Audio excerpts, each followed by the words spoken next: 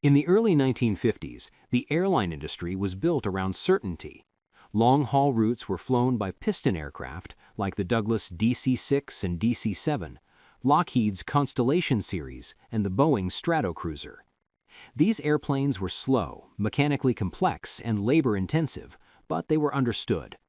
Airlines knew their maintenance cycles, fuel burn, resale values, and dispatch reliability. Profit margins were thin but predictable. Route planning revolved around overnight crossings, multi-stop schedules, and high cabin service to justify ticket prices. Speed was not the product, stability was. At the time, jets were not viewed as a commercial necessity.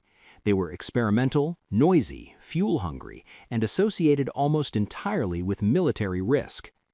Early turbojet engines like the Pratt & Whitney J57 and Rolls-Royce Avon were designed for fighters and bombers, not 12-hour civilian duty cycles.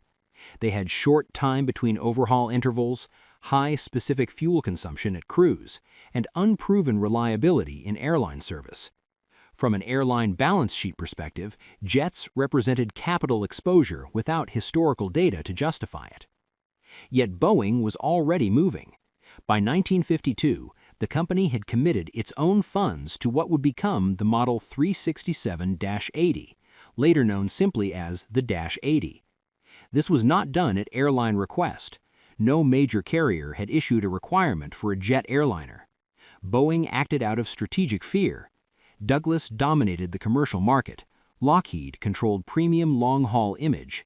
Boeing, despite its military success, had no comparable civilian foothold.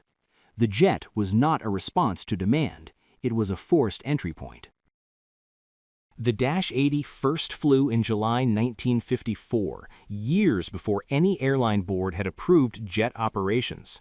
It demonstrated speeds above 500 miles per hour, cutting transcontinental travel times by nearly half.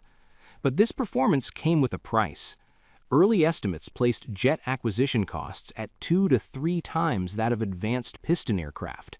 Fuel consumption per hour was dramatically higher. Airports lacked long enough runways, reinforced pavement, jet fuel infrastructure, and trained maintenance crews. Even air traffic control procedures were built around slower propeller traffic. Airlines were cautious for good reason. Civil jet accidents in the early 1950s, most notably the de Havilland Comet disasters, reinforced fears about metal fatigue, pressurization cycles, and structural unknowns at high altitude. The Comet's grounding in 1954 sent a clear signal to airline executives worldwide. Jets were powerful but unforgiving. A single design flaw could wipe out an entire fleet investment overnight. Despite this, Boeing pressed forward without launch guarantees. The company absorbed the financial risk internally, betting that demonstrated performance would force airlines to follow. In 1955, Pan American World Airways, under Juan Trippe, broke ranks. Pan Am ordered the Boeing 707 and the Douglas DC-8 simultaneously. Not because jets were proven, but because Trippe feared being left behind if they succeeded. That order changed the industry. It reframed jets from optional to inevitable. Other airlines did not move out of enthusiasm, they moved out of fear. Once Pan Am committed, competitive pressure escalated. American Airlines, TWA, and BOAC began placing orders despite unresolved questions about operating economics, engine life, and passenger acceptance. Fleet planning shifted from incremental replacement to existential choice. To stay with props meant slower schedules, reduced prestige, and eventual loss of premium traffic. The critical detail is this. Airlines did not collectively decide jets made sense. Boeing introduced an aircraft that altered customer expectations before the business case was settled.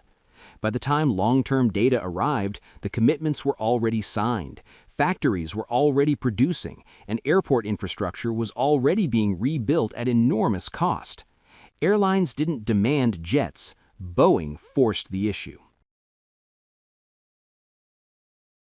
Once the first production jets entered service in the late 1950s, the economics of hesitation changed faster than any airline forecast model could keep up with.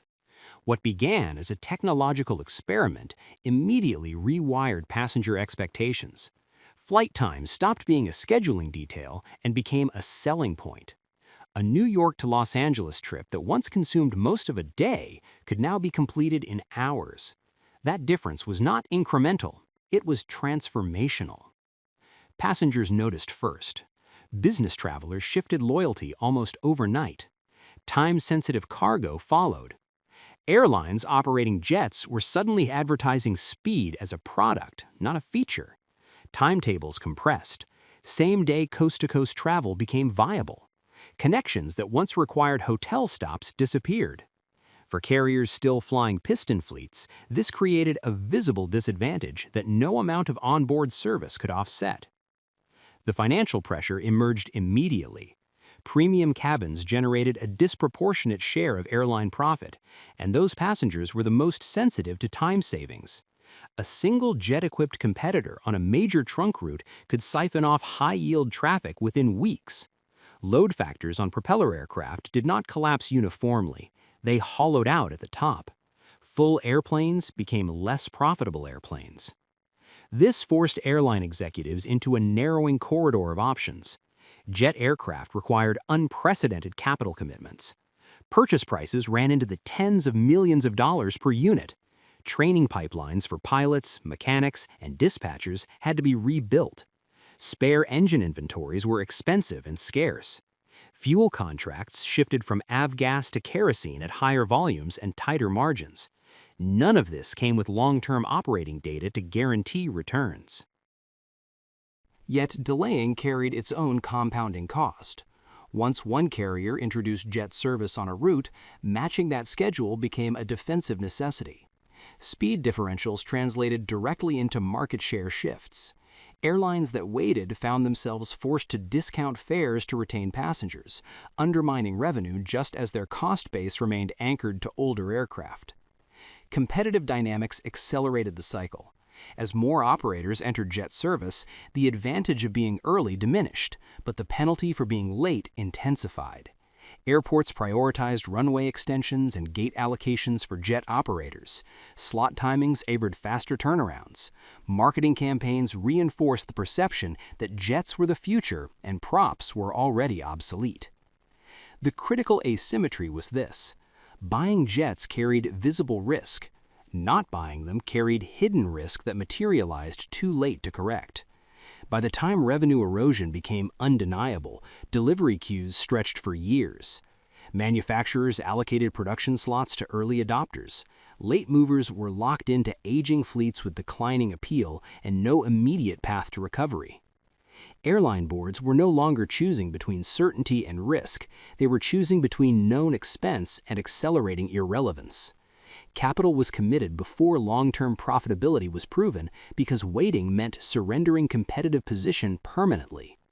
The biggest risk wasn't buying the 707, it was being the last to do it.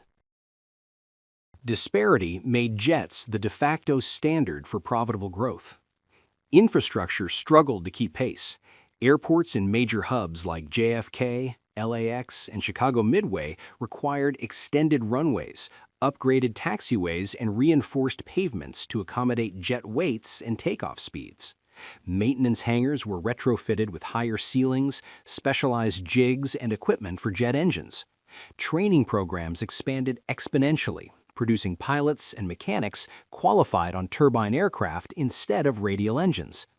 Terminal schedules were revised to manage faster boarding and baggage handling, and ground crews adjusted to new fueling logistics for kerosene-based jet fuel. Each change was a capital-intensive, systemic investment.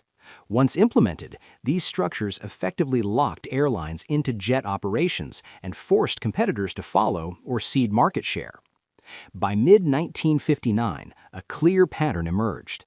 Carriers with early jet adoption saw passenger volumes rise, yields increase, and market share consolidate. Airlines that remained dependent on propliners faced declining traffic and mounting cost inefficiencies. Speed and frequency became not just competitive advantages, they were prerequisites for survival. The economics of aviation had been rewritten.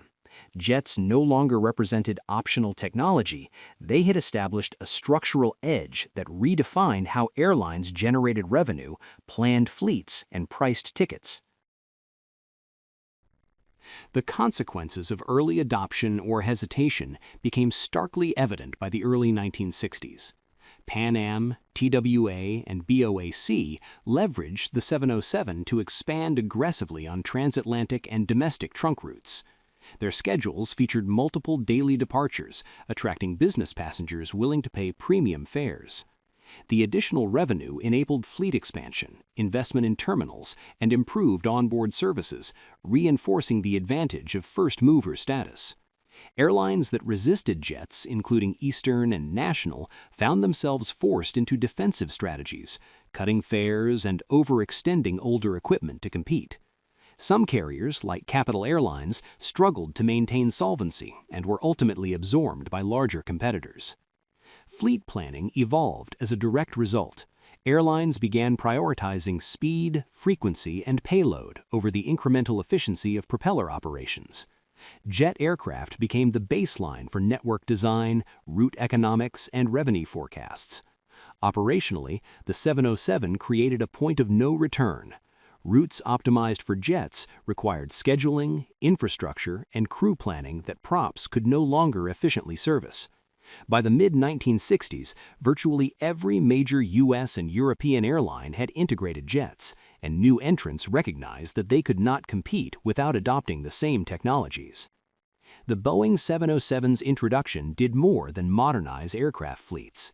It forced carriers to gamble capital, restructure operations, and embrace a fundamentally new economics of flight. Survival depended on recognizing that delaying adoption carried risk far greater than the uncertainty of operating jets. Airlines that embraced the 707 early grew dominant. Those that hesitated often vanished or were merged.